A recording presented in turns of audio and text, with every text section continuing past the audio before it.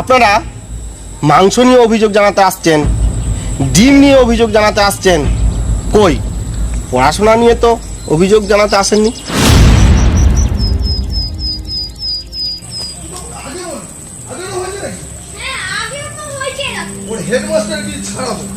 মাস্টারের গোষ্ঠী ষষ্ঠী পুজো করবো, ওর বাপের টাকায় ডিম খাওয়াই, চালাকি পাইছে, বাপের টাকায় ডিম খাওয়াই। মাস্টার, ও মাস্টার, মাস্টার, ও মাস্টার।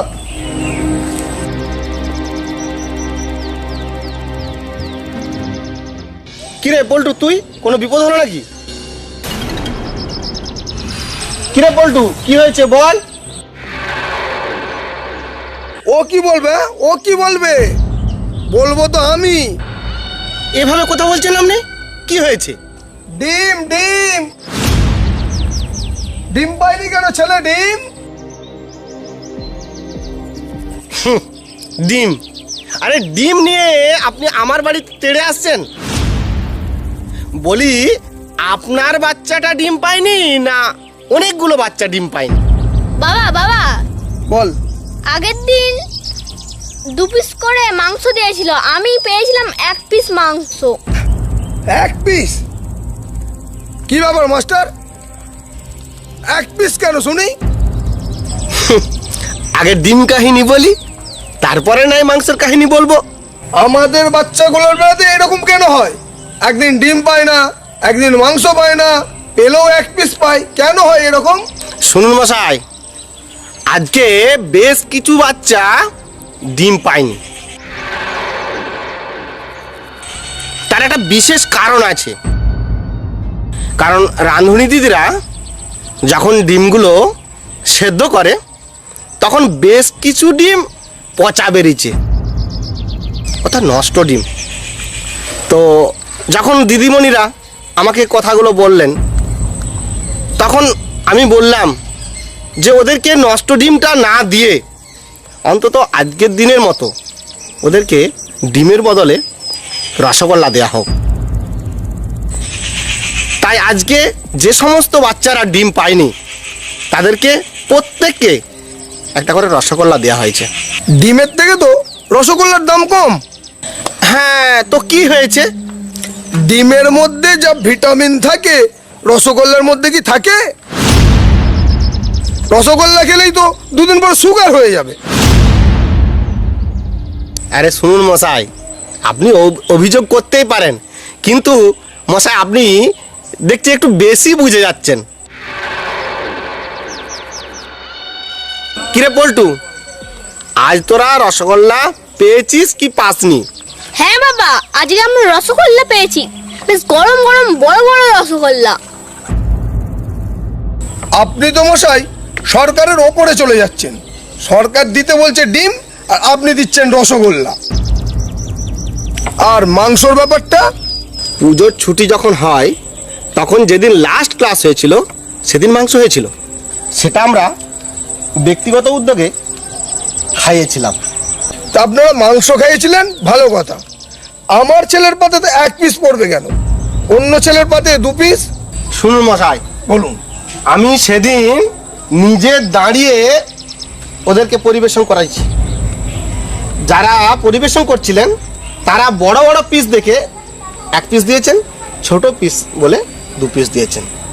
তো হ্যাঁ রে পল্টু, তো তোর যদি একটু কমই পড়েছে তো তুই আমি একদিন তোকে আমার বাড়িতে নিমন্ত্রণ করবো, তুই সেদিন এসে খেয়ে যাস। হ্যাঁ রে পল্টু, তুই যে ক্লাসে পড়া করিসনি তো সেই জন্য তোর বাবাকে বলেছিস? বাবাকে বললেই তো বাবা মদ খেয়ে এসে মারবে। ও হ্যাঁ, আপনি দেখছি এখনো তো মদ খেয়ে আছেন।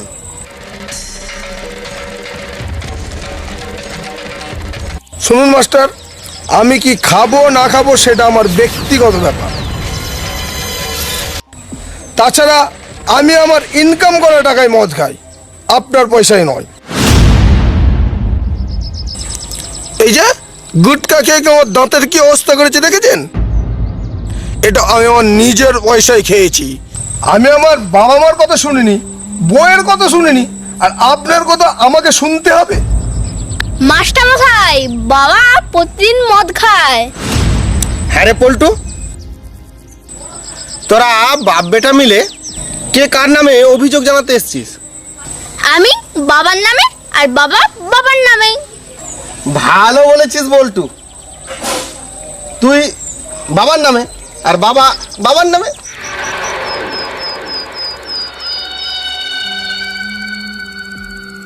তুই ঘরে চল, তোর ব্যবস্থা আমি করছি। শিবরাজ দা শুনুন। হ্যাঁ বলুন। একজন ছাত্রের অভিভাবক হিসাবে শিক্ষকের কাছে অভিযোগ জানানোটা অত্যন্ত জরুরি। আপনারা মাংস নিয়ে অভিযোগ জানাতে আসছেন, ডিম নিয়ে অভিযোগ জানাতে আসছেন, কই পড়াশোনা নিয়ে তো অভিযোগ জানাতে আসেননি।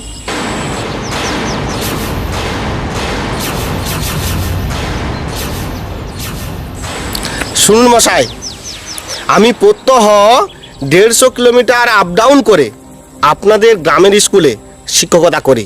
প্রাকৃতিক বিপর্যয় বা খুব বিপদ না হলে আমি কখনো স্কুল কামাই করি না।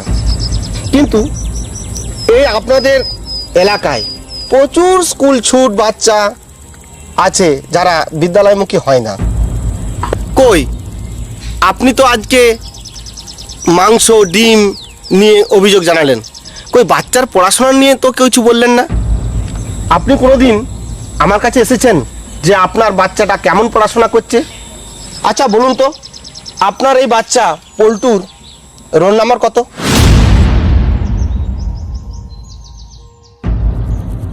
এই পল্টু, তোর বাবা জানে তোর কত রোল? আমি কোনোদিন স্কুল গেলাম কি গেলাম না, খেলাম কি খেলাম না, বাবা কোনোদিন এগুলো খোঁজই নেয় না।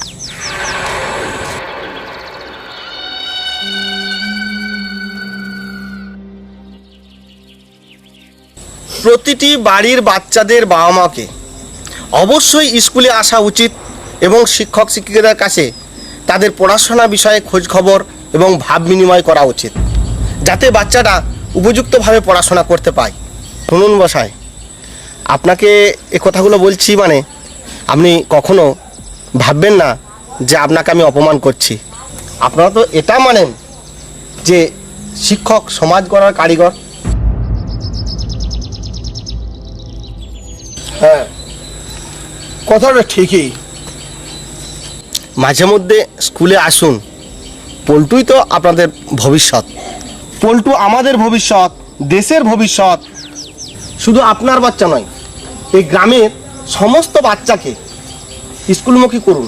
আপনি একজন আদর্শ নাগরিক হিসাবে সেই কাজটুকু অন্তত করুন,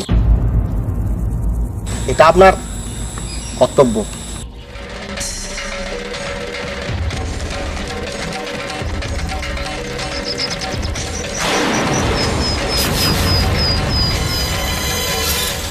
হ্যাঁ রে পল্টু, এবার থেকে ভালো করে পড়াশোনা করবি। হ্যাঁ হ্যাঁ মাস্টার মশাই, আমি আসছি। হ্যাঁ এসো। বদমাস, জানিস না শিক্ষক গুরুজন প্রণাম করতে হয়? এতক্ষণ কি শুনে মারবো একটা যা প্রণাম কর যা। ঠিক আছে ঠিক আছে, বেঁচে থাকো বাবা, বেঁচে থাকো, ভালো করে পড়াশোনা করো। হ্যাঁ ভালো করে পড়াশোনা করো বাবা। ঠিক আছে চল ঘর চল।